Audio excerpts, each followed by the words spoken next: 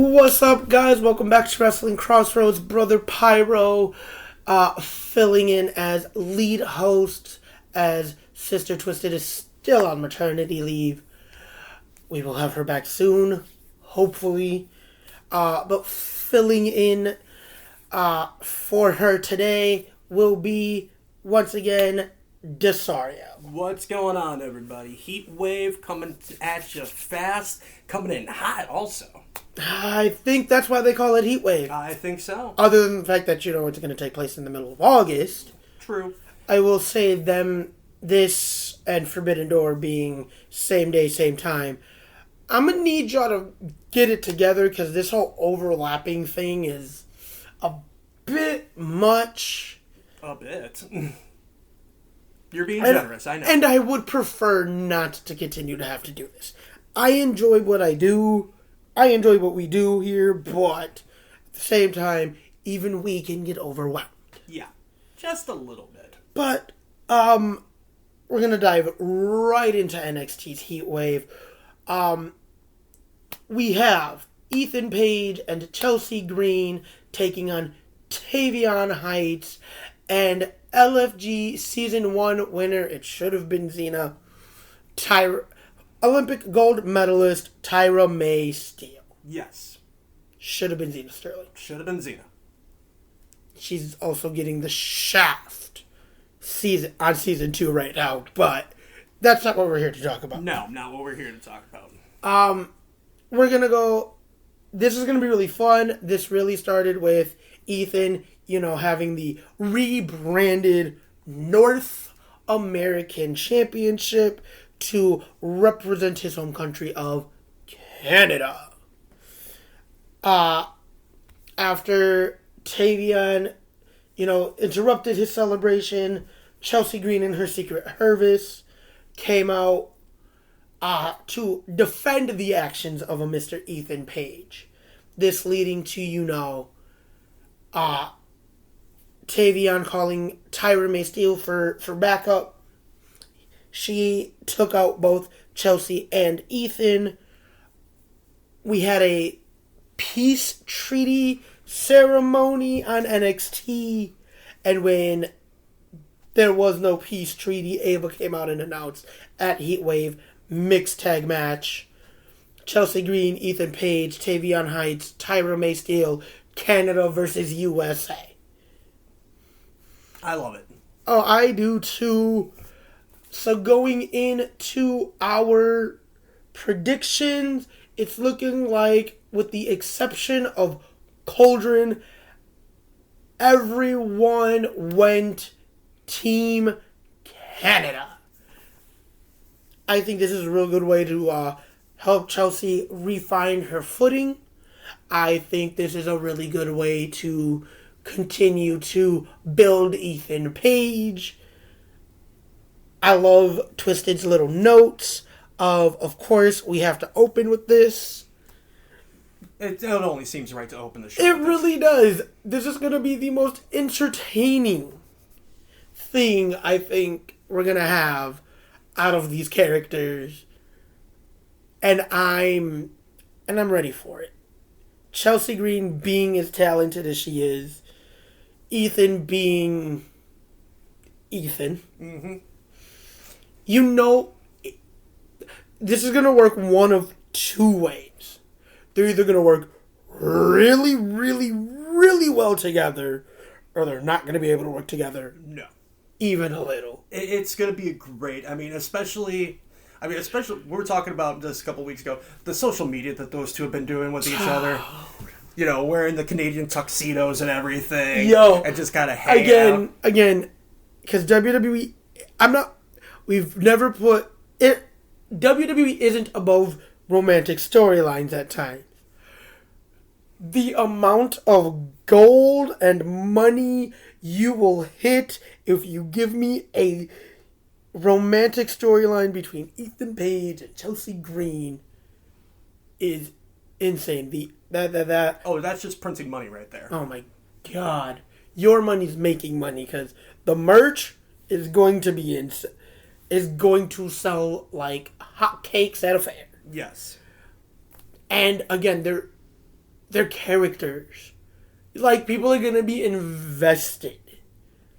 Because we're already invested with them as individuals. Yes. We're already invested with them as individuals. Put them together as a couple. And it's just going to be great. Again, like you said, money, printing, money.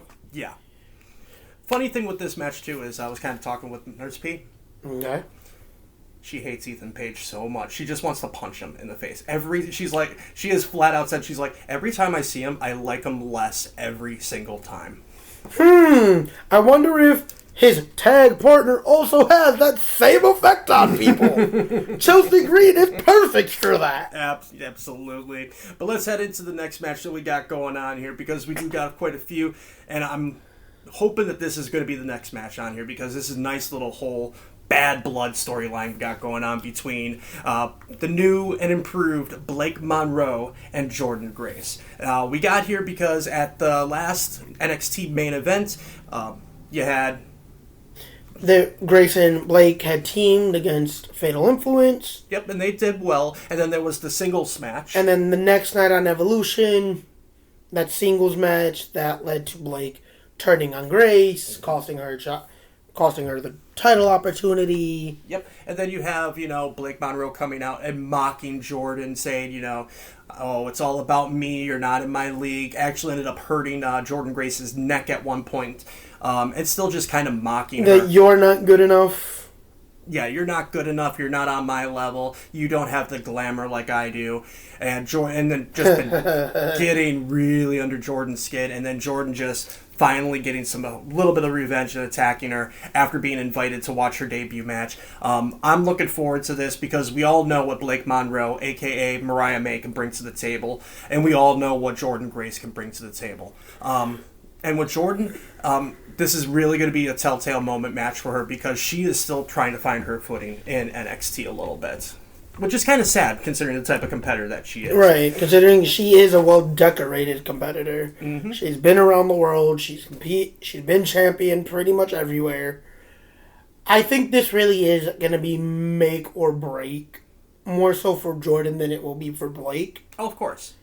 And I only say this because Jordynne's been around a while. Blake Monroe is still pretty new to the game of pro wrestling. Yeah. Jordynne Grace has been around for a while, and I personally see it as you need to figure out what you're doing with Jordynne before it's too late. Yeah. Because you've already, put her on that downward spiral. Fans are starting to care just a little less every week. Yeah. And when they brought her in for the Rumble, and then even when they brought her in to take on Roxanne, she was at an all-time high. She was... Knockouts champion at the time. Yep. She was on top of the world. She was a main event. She was a special attraction. She's not known as the Juggernaut for no reason. She hasn't reached the level of successes that she's had for no reason. You guys need to capitalize on this. Yes. And this is really a version of, like I said, on the Forbidden Door episode that we just recorded. Nothing scarier than a person with nothing left to lose. At this point, Jordynne Grace is backed into that corner. I gotta fight my way out. I have nothing left to lose. I'm kind of at my rock bottom. I've squandered title opportunity after I've lost out on title opportunity after title opportunity. I'm not resonating well with the fans anymore. I'm not what I once was. Yeah, you're 100% correct on that right there. Now, going into the predictions right here, you have myself, Pyro, Twisted, and Flash going Blake Monroe, even though we just did a lot of hyping up on Jordynne Grace. We did, but at the same time, Blake Monroe, Mariah May, whatever you want to call it, is your fresh new face, is somebody that we've seen can be like catching lightning in a bottle, striking oil. She's young, she's talented, she's freaking hot, man. Yeah, she is gorgeous. And much like she is the English equivalent to Chelsea Green. She is.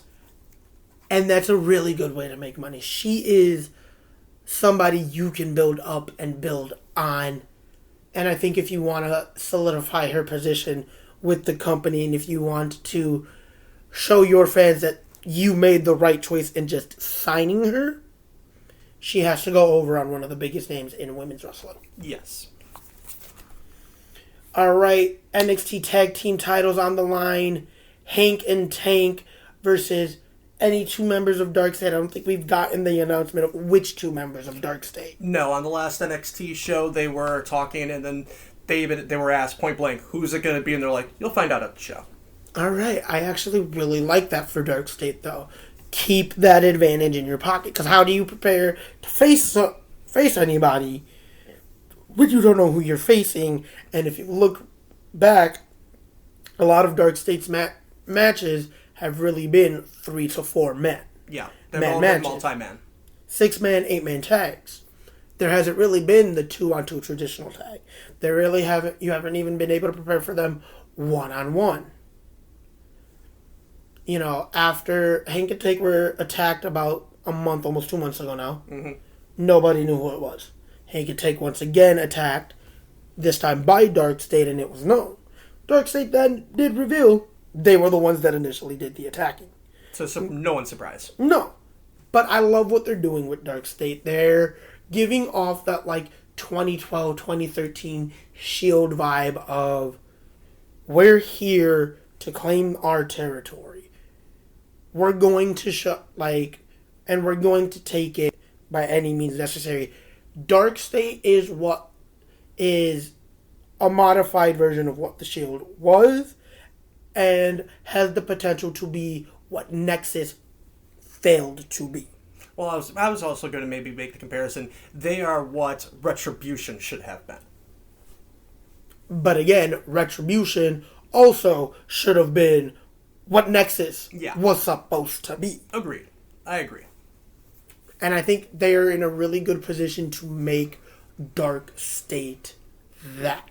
I agree, and I'm looking forward to seeing the progression with Dark State and seeing exactly which two members are going to be coming out here. That's going to be so awesome to see how they play this. Oh yeah, and with that being said, that's going to kind of give into my prediction of you, me, Hex, Ridicos.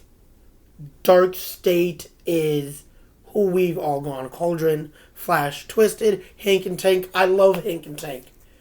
You need to solidify Dark State while the iron is hot. Yes. I agree, and it just makes sense. Giving old school Shield, and like I said, giving those old school Shield references that not only myself, but many have seen and have posted about on social media. This is the right thing to do if you want to solidify them as competitors, if you want to build them as tag teams, if you want them to be taken even more seriously than just this group that's causing chaos. Yeah. Because there needs to be... I'm okay with chaos, but at some point you're going to need to have that chaos have purpose and a meaning. And right now I think that purpose is capturing tag team gold. You want to make your name, you want to stake your claim. In NXT, you start here. Yes. Because I think, and with a lot of teams that have done it, you can use the Freebird rule. There's 4 of them.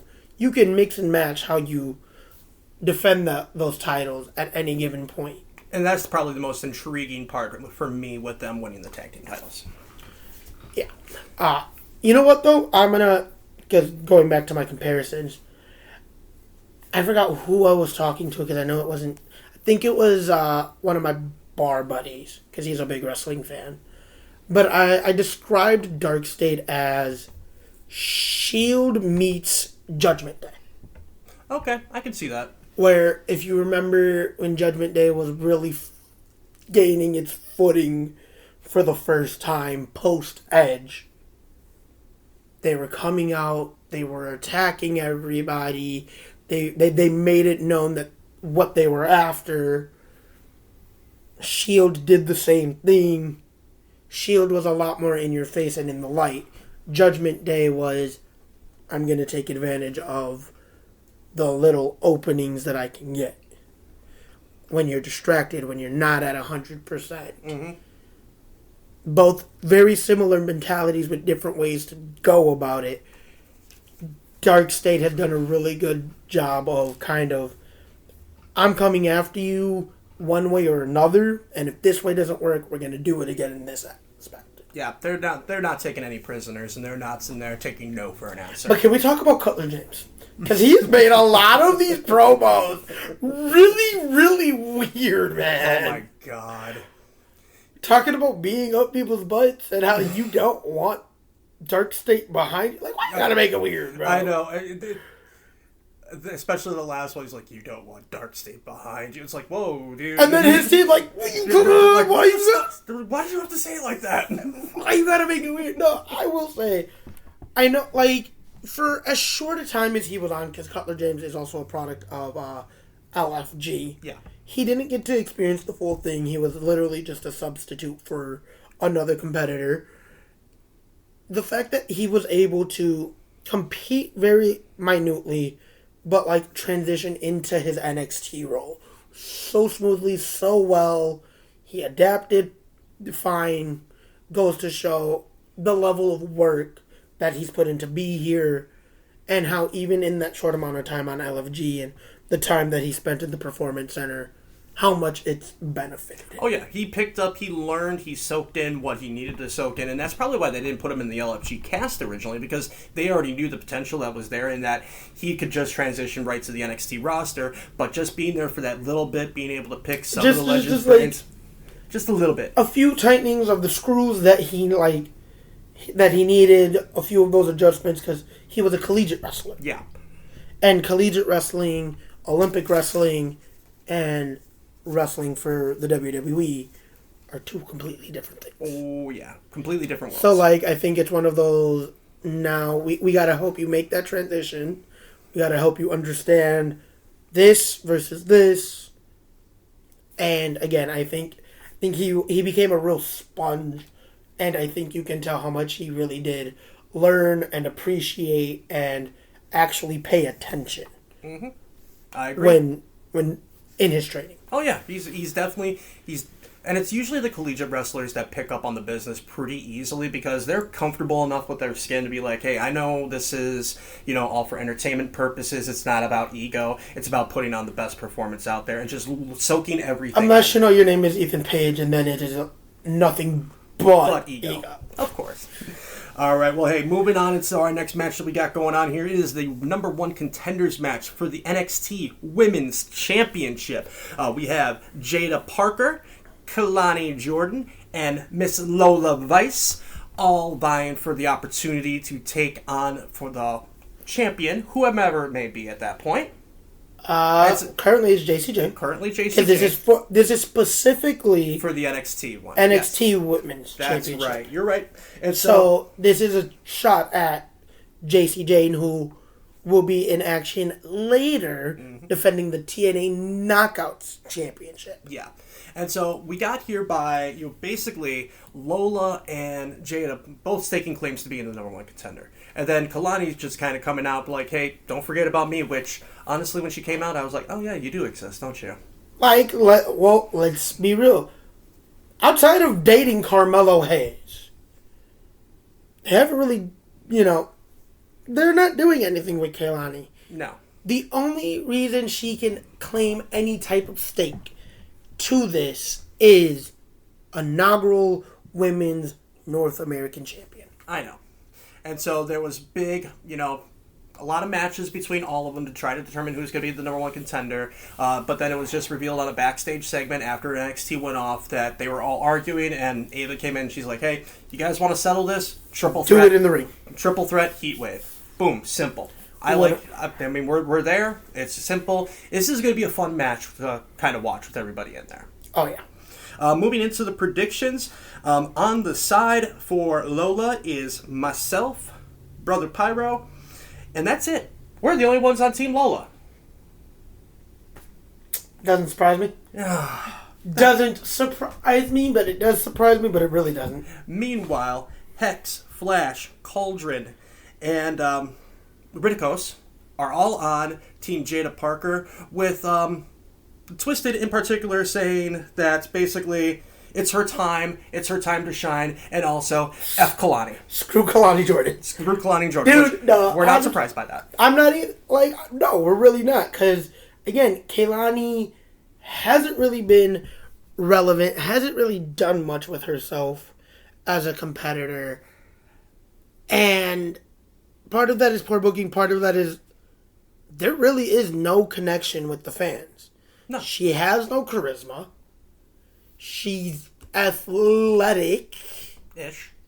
No, she's pretty athletic, but athleticism doesn't always make you a good in-ring competitor. No.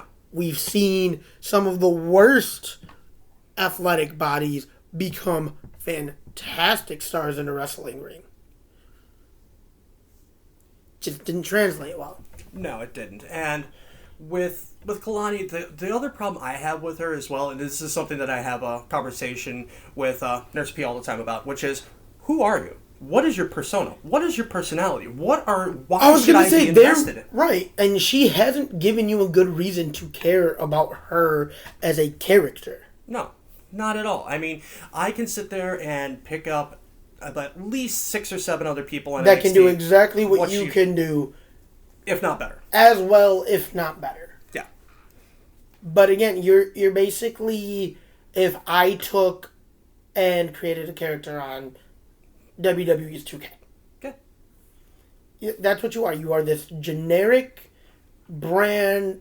There's generic yet athletic woman in the ring. I know why I care about Jaida.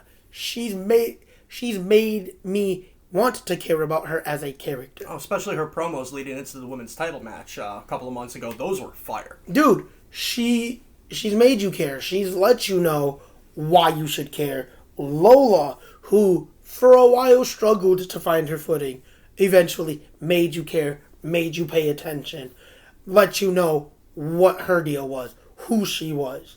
And this is why, and here's why I'm going to go with Lola as my prediction to win this match. Not only does she make me care, but with her recent involvement with the world of AAA, because we have that. Mm-hmm. Now we have that partnership. I think it's a real good way she's been building momentum in AAA. She's been really solidifying herself as a competitor in more than one style in AAA. I think that's going to benefit her against Kelani Jordynne and Jaida Parker. And it breaks my heart to go against Jaida Parker because she is still my favorite. One of my absolute favorites on the NXT roster. I think it's Lola's time, though. She's put in the work across 2 different brands. She's seen more by the world because of it. Mm-hmm.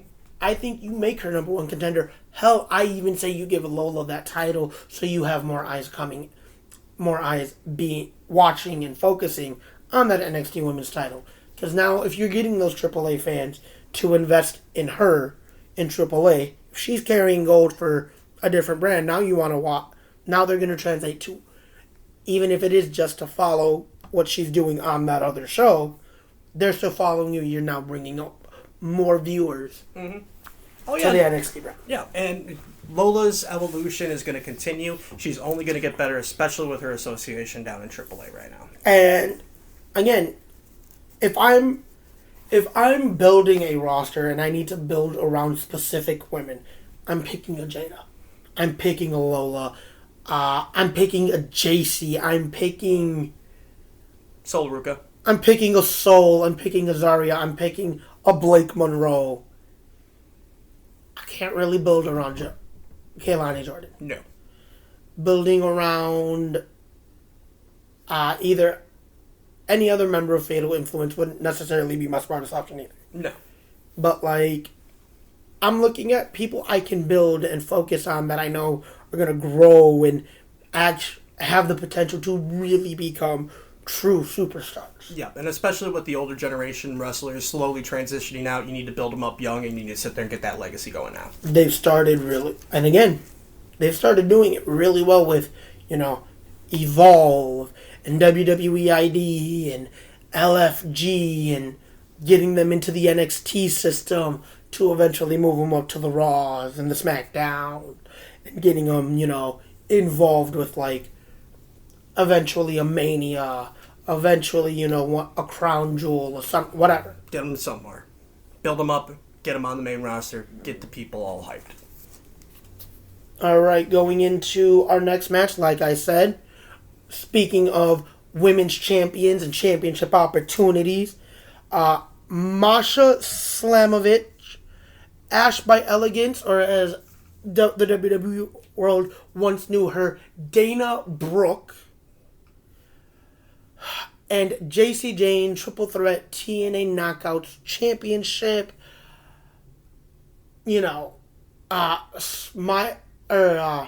Masha wanting her rematch after losing at Slammiversary. Mm-hmm. Ash winning a number one contenders match, actually, back in June. So before Slammiversary, for a shot to challenge and not having that right to challenge. I feel like both women, staking claim as to why they should have an opportunity at Jacy Jayne. Great. Obviously, there was no real way to resolve this other than triple threat match. Yeah. Going into our predictions, Ridicos took Jacy Jayne, as did I. No, I definitely feel like I picked Masha, and this was just miswritten information. Because I'm going Masha. And then Ash was taken by you, Twisted, and Flash, me, Hex, and Cauldron all going Masha Slamovich to reclaim the gold that she shouldn't have lost anyway. No, she shouldn't have lost it.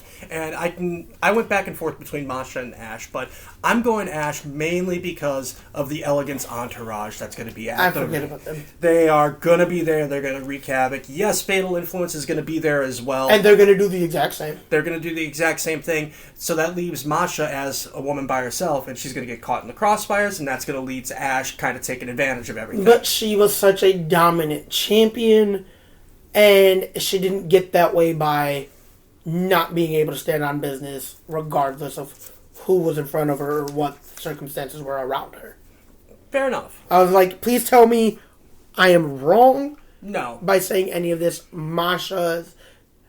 And personally, I think, as I know Jacy just won it, you maybe give her a little time to breathe with it, but also, I don't want to see this TNA NXT partnership be too one-sided. No. I've been seeing a lot of fans complain about that on socials. You need to bring one of TNA's titles back to the company. And if you're not going to do it with the TNA World title, which I understand why, Trick Williams has actually done really good work as TNA World Champion. It needs to be a women's title. Yeah, and that's where, either Ash or Masha is going to be the right call on this right here. And there's also a little bit of, tensions kind of brewing a little bit in Fatal Influence. Not necessarily by faults of Jacy or anything, but just by little comments of like, well, at least she sits there and defends and wrestles every single week. I'm like, you guys. That was thrown to Fallon Henry by, I believe it was by Ash by Elegance this past week on NXT. Mm-hmm. So, they're already planting a little bit of the seeds of dissension with Fatal Influence, and that's only going to play a little bit more into either TNA Knockout's advantage. Again, I just want to see it be brought back home. Same here. Bring one of the belts back home, especially since we're not seeing Trick defend for at least 50 days. Yo, the way he took such advantage of that, though. Again, Trick knowing how to work the system as your TNA World Champion is beautiful, because he really caught Santino completely by way off guard. It's gonna be you and Santana. Okay, not for 50 days. Wait, what? That's in the contract. Damn it. Bro, know your contracts. Exactly. So, but speaking of championships, and also speaking a little bit about Trick Williams, let's go into the NXT Championship, where we have Oba Femi defending against that bouncy boy, the young OG, Javon Evans. Now, this is going to be... We've already seen a little bit of a preview with this match, considering that they were in a triple threat with Trick Williams for the NXT title not that long ago. It was only like a few months. Mm-hmm. And so that was a really good match with all those guys kind of going about it. Well, recently, Javon Evans was backstage, and he was talking to Undertaker, because Javon didn't know what he was going to be doing next. And Undertaker's like, hey, go for the biggest dog in the yard. And so what did Javon do? He goes out. He's getting ready to make an announcement on who he's going after when out comes Trick, because Trick thought that Javon was going to be coming for him. And then so he's like, nah, I want Oba. And then Oba comes out. He's like, none of you guys are ready for me. Don't put my name in your mouth, basically. Don't talk about me. So there was then eventually a number one contenders match between Evans and Trick Williams. Evans won the right and the opportunity to fight for the NXT Championship. This is going to be an exciting match. I'm getting vibes of Wes Lee versus Oma when I'm seeing these two styles. Yeah. It is a very similar style back when Wes Lee and Oba were feuding over the North American Championship. Yes. And that those great matches rivalry, were great. By the way. Great rivalry. By the way. Oh, hell of a rivalry. And so I'm getting good vibes from that, and I'm all here to see what type of match this is going to be, because Oba, even though he's been around for a very short period of time, has proven and shown that he is superstar, next level, future of the company, written all over him. Yep. Javon, in that same light, though, also has the potential to be the face of a company, the future star. Let's talk about, he's only 20 years old. Yeah. He's still really young. He's still developing. He's still young. He is gonna. They have so much time and so many ways to sit and shape and mold Javon into the superstar that we all know he can be. Yeah, we all know he is the next. And level. personally, whether he wins this match or not, I think it really is going to solidify his spot on the roster and in that main event picture for years and months and weeks and whatever to come. And you knew how much faith WWE has in Javon Evans when they put him in that match with Randy Orton in St. Louis when they first debuted on the CW. Yes, the fact that they really gave him that moment against one of the most decorated guys in company history, first ballot Hall of Famer. Javon got that moment. Yes. Let's talk about, at 19, one of his first real big matches, or one of his first PLE matches, was he's already competed for this NXT title. Yes. On more than one occasion. Trick was champion NXT Heatwave 2 years ago. Yeah. I think last year or the year before. Last year. That Fatal 4-Way. Shawn Spears, Ethan Page, Trick Williams, Javon Evans. Yep. But shout out to Ethan Page for his title victory. Throwing Javon Evans in that Iron Survivor. They have the faith in him. He's proven that it's not ill-placed faith either. No. It's very well-placed faith, and it's only going to get better. It's only going to get bigger. But He's only going to get better and bigger. I know. It's scary that they haven't even scratched the surface of his potential yet. Like I said, whether win or lose, this solidifies him in the WWE umbrella. Win or lose, Oba is primed, positioned, and ready to be that next big star for your company. You can drop the title on him today and have him on Raw by Monday, and nobody's going to bat an eye or think that was rushed or doubt that decision making. Yeah, not even in the slightest. Not even in the slightest. But moving into predictions, you have myself and Pyro here going on Oba Femi. Everybody else is taking your boy Javon Evans. And this was a real toss-up. I almost just didn't give one because, again, we've made valid cases for both men to walk out as champion. Yeah. And Twisted had the nice little comment on... if he doesn't win, pick someone else. And I can see that because, this is now his third or fourth attempt at capturing the NXT title. Yeah. At least the sixth or seventh time any title, because he's competed for the North American title, too. But still, if you're not going to put it on him relegate him to the North American title, and then build him back up. Yeah. But again, I don't see that needing to be the case of you needing to drop him down and pick him back up. This match right here, his first real one-on-one match for the NXT title, because let's look at it. If you look back at the times he has competed for that NXT title, they've never been one-on-one. No, they've always been multi-man matches. It's been triple threat, fatal four-way, whatever. Alright, cool. Now we have this moment. One-on-one, can you hang with the biggest dog in the yard? Literally. And I don't think he's not going to be able to keep up. This is almost a Riley Osborne situation. Or, was that Riley Osborne? No. Dude that was part of No Quarter Catch Crew. That maybe Miles. Okay. We didn't think he was going to be able to keep up with Oba Femi. And at one point in that match, I'm watching this might pull it off. Yeah. Randy Orton's son almost did us proud that day. I don't need to be midway through a Javon Evans match.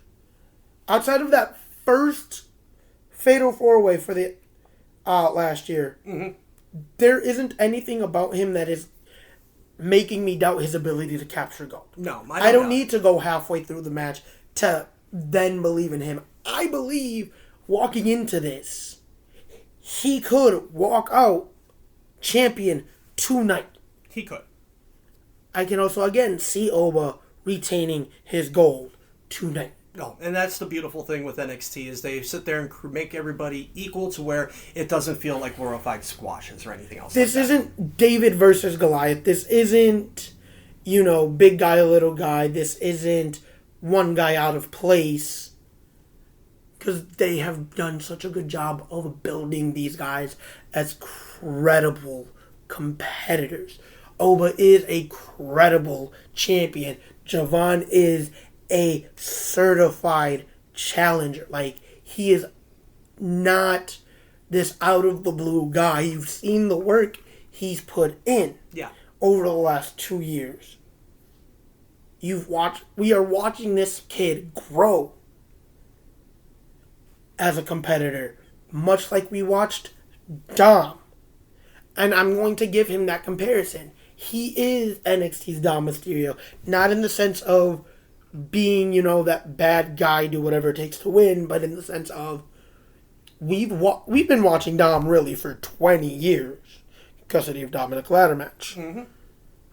When he finally did debut as a pro wrestler in 2020, we watched him go from this shy, scared, not really knowing what to do, out of place kid to Dom is now one of the most solidified stars you have on your main roster. And the most important thing with Dom too is he knows who he is, he knows what his worth is, and he knows how to do it. And Javon is in that same boat. He knows what he brings to the table. He delivers. He shows up and shows you week after week what he is capable of doing.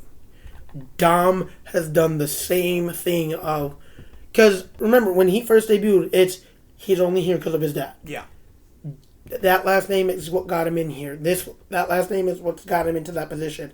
He went from being Rey Mysterio's son to being Dominic Mysterio, to being his own man. Yes, he has. And credit to him. Credit to him for putting in the work to do it. Dom went from scared kid, I'm a tag champion, sheepishly so, with his dad to... I don't think that man has ever gotten a bigger pop than he did at WrestleMania. No, when he won the IC title. And it was so unexpected, and he just wanted to soak it in by running right back down to the ring. There was actually an interview, pulling back the curtain, Triple H called for that. Because he was supposed to win and then just bolt. Yeah. And Triple H told him to wait. He heard the pop. He told him to run back in the ring, enjoy the moment. Because... that wasn't a common thing. You and I have been 2 events in person where we've heard him get booed out the stadium. Oh, even before, just by putting a mic up to his mouth. Couldn't hear him speak because we wouldn't let him speak. Yeah. But, like, the fact that he has solidified who he is as a character and who he is as a competitor. Javon, the fact that he has done the same, he is doing the exact same thing, albeit a little earlier in his career than Dom. Yeah. But Dom also got into the game a little later than Javon did. Dom has openly admitted, this wasn't my initial plan. Mm-hmm. This wasn't my initial goal. You know what? I'm glad you chose to do this for yourself, kid. You have earned every right to be in this game. Absolutely. Javon is earning every right to be in the game. I agree. And it's going to be a great one to watch. This is going to be a great card. It's just a matter of which one do we watch first, AEW or Heatwave. Probably going to watch AEW first because that's going to be a lot more time consuming. I'm not going to lie. Yeah, it is. And then I'll probably save Heatwave for some point during the day on Monday. Yeah. And then we come back possibly Tuesday. Yeah. Or whenever we can find the time, because it's going to be a minute. Like, we got a lot of content. But alright, that brings us to the conclusion of our NXT Heatwave pre-show. We hope you guys enjoy the show. Enjoy the weekend. We will see you guys later.